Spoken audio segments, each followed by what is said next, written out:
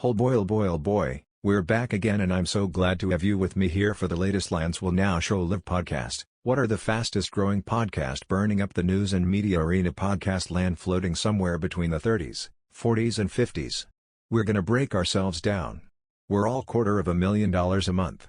But really we're pushing the envelope people because we really believe that a prophetic perspective and an optimistic voice is needed because, the news can be rather depressing. How do you merge this? Bad news, darkness getting darker, lawlessness increasing. How do we take that reality? Kind of analyze it? And at the same time, find a way of seeing these things that produces whatsoever things are good, whatsoever things are true, whatsoever things are of good report. Think on these things. You see, we have attention here because we're supposed to be guarding our minds from what is, negative at the same time. If something negative is going on, if you're going to the doctor and you say, well, I never go to the doctor because I don't want to hear bad news. Well, that's kind of dumb. You might want to go to the doctors to find out what the reality of the situation is and then you interpret it the way you want and take action. So that's the goal as broadcast, is to kind of give you my perspective, a Pentecostal flair. You see, evangelicals think deeply and profoundly, Catholics think with tremendous historical sagacity, and there's an element of great scholarship there. But Pentecostals have more fun. So I am committed to having a joyful extra Jesus of current events. And so I have my trusty associate Mercedes Sparks, who is a sidekick. I was going to say sidekick, but I didn't want to hear later on some correction about how I described you. Yeah, I'll be there. I'm the Robin to your Batman. Thank you very much. Okay, so I want to talk to you about speaking of spiritual things we didn't touch. I heard very few people talk seriously about the afterworld fallout. That's The Exorcist and Demonologist are breaking down the satanic influence of the Travis Scott's deadly concert. This happened in Texas. This happened and it wasn't a Houston. Yeah. And so here you got this. We have demonology experts talking to the Daily Wire, and I think there's 8 dead and hundreds injured at this Travis Scott's Astral World Festival. It was awful. Like, you know me, I like to watch my TikTok. And like pretty much right after it happened, there's videos of people getting up on like the camera stand screaming at the cameraman. People are dying. And the whole crowd, like it just moves like a giant mass, and so people were literally crushed to death. I mean, when you send your child to a concert, you don't think this is going to happen. But Lance, the photos of this place, I don't know if our team's got and we can put them up on Liftable, but I mean it looks like it's a portal to hell that it says in the middle of the screen, "We'll see you on the other side." It's a giant skull type of a head that they have to walk through. I mean, it's just like if you know anything about, the devil at all, you don't have to be a Christian. You're kind of like, this seems really demonic and it was just horrendous and the guy didn't stop the show and people are screaming. I mean it was insane to see like first-hand videos from there. Well, users were quick to point out what appears to be a rendering of Travis Scott as a demon on an album cover for a song he debuted at the concert.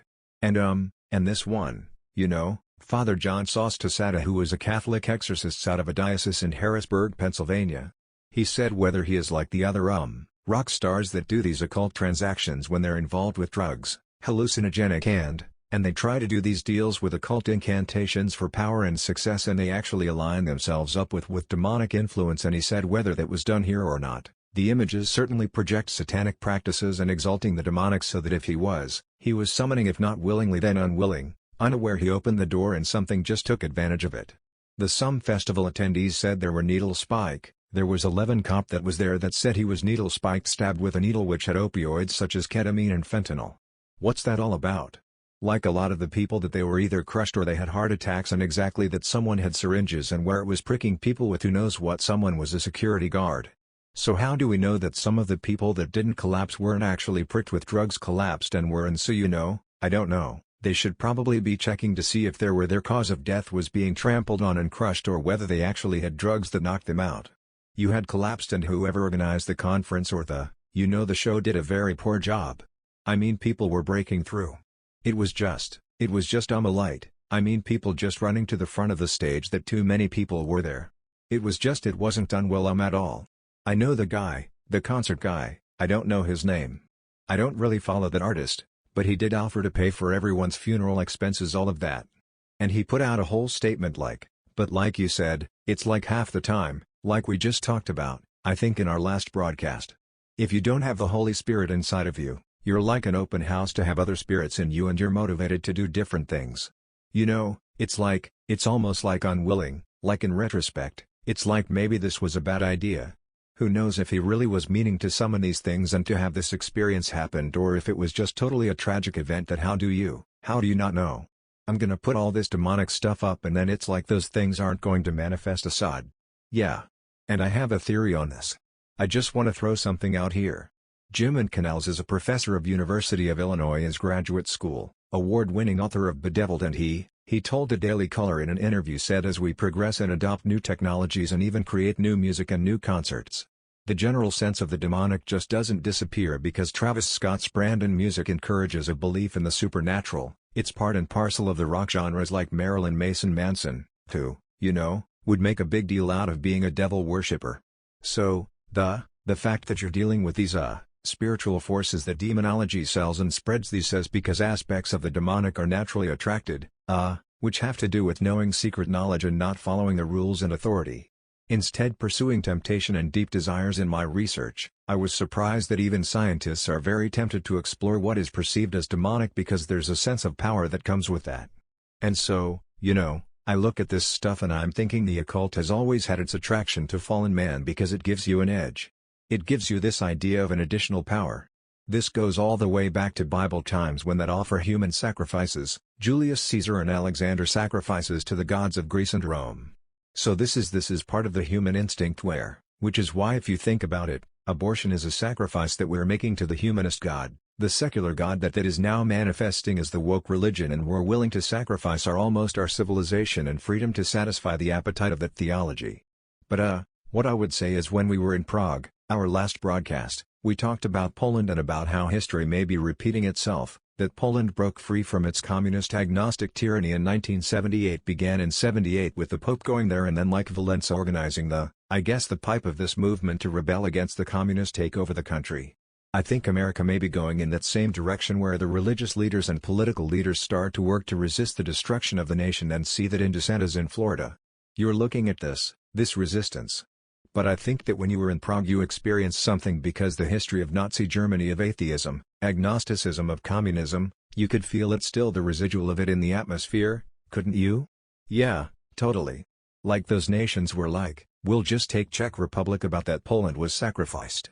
And you think about that, it's like you were sold out really essentially by your allies and you had to live through that same type of thing, then had to live through communism. And so one of the thing is I went with you and Carl, when you both taught over there. That's my son, Carl. Carl will know, and you go. You guys both did some training over there and it was the craziest thing because I don't deal really with depressive thoughts.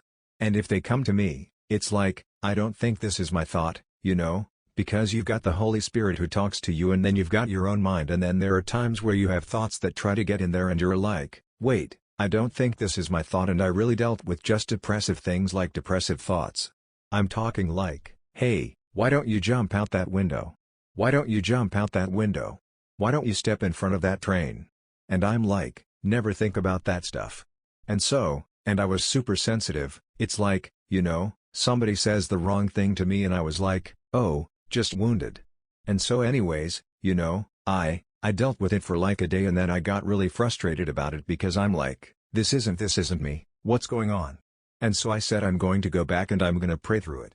So I left during lunch and I started to pray. I started praying. God said, look up the suicide rate in Czech Republic, and so I looked up, it's one of the highest within that part of Europe. And so then I felt like God said, listen, pray and I want you to declare over the city, you shall live and not die. And so I opened, they had these two big, beautiful windows that opened up into the street in Prague, and I just started to pray and I just declared it over the nation. I said it 7 times, Lance. I said, you shall live and so you shall live and not die, I shall live and not die. And so then finally, it's like you get this sense of like, alright, I've prayed through it, it's off of me, whatever it is. And I just felt so much better, went back to the conference, but the next day, Lance, we were walking through the city with the tour guide and we walked up to a statue of John Husson, who's one of the first reformers and real martyrs. In 100 years before Luther, yeah. And then there's 4 phrases written on the statue, and I walk up to the statue and the tour guy goes, and here's John Hus, and this statement says, you shall live Nation's sacred in God and you shall not die. And I was like, I felt like Elaine from Seinfeld. I started like hitting you on the shoulder because I was like, I didn't really tell anybody else but you, because it's just been this journey and I was like, oh my goodness, you know, so that God can pull on people like that. If you're tuned into what he's thinking, his heart, his mind, his feelings, he's gonna pull on you and say declare this over my city, declare this over this nation that I might be visiting. And it was just profound. I mean, nations have destinies, lands and it's Christians who are called to intercede for them and intervene in their fate. I mean, anyways, and cities have destinies and that was what I was gonna say about Houston to me, trying to open up a satanic portal over a city like Houston. Houston's has some pretty weird juju going on, had weird mayors and all kinds of, they were trying to force the pastors to submit their sermons to make sure that they were woke enough that was literally the mayor in Houston, which is annoying because Joel Osteen's massive church of multitudes probably could shift the political climate in Houston if it wanted to. And it just chooses not to. Paul's, that's just Joel's prerogative, but Christians that don't get involved, they create an opening. But then if the devil tries to go into a place that doesn't belong to him, then I believe this kind of weird stuff happens because the spiritual environment is in a sense designed for something terrible to take place. And I think these are spiritual battles that happen in cities and in territory. We're gonna come back in a second and we're gonna pick up the subject again because I know many of you guys may be struggling with all kinds of things as we're talking. You get your own battles that you go through and it may never occur to you that there's a whole new echelon of demonic activity unleashed on the earth and in the United States. And in reality it's an invitation to go into the direction of a very exciting realm which is breaking the powers of hell in your life. Hello, my friends on Facebook and Instagram, I have something for you, something which is going to be going away very quickly. So I want to make it available to you. I did an analysis a year ago, the characteristics of a religious cult or a religion in general that becomes an unhealthy obsession. And I realized as I was doing my research that many of the researchers I'm studying are saying that the progressive left is becoming with its woke movement more and more like a religion with their own sense of the sacred, their own required confessions and words and their own blasts of the laws. And I started to realize, oh my gosh, the woke progressive left is like a counterfeit awakening. That's why it's called an awakening and it's merging with politics to put a new form of religious merger with government over America. I want you to be the first one to understand this subject because it's already here. Go to lancewalmart.com. I've made it simple. At the top of the page, you can download the free chapter from my book that describes the counterfeit religion the progressive fundamentalism is taking over America are attempting to and provoking a backlash. That's lancewalmart.com. Please go there, download the free chapter on the page. Please go there, download the free chapter on the page. Please go there.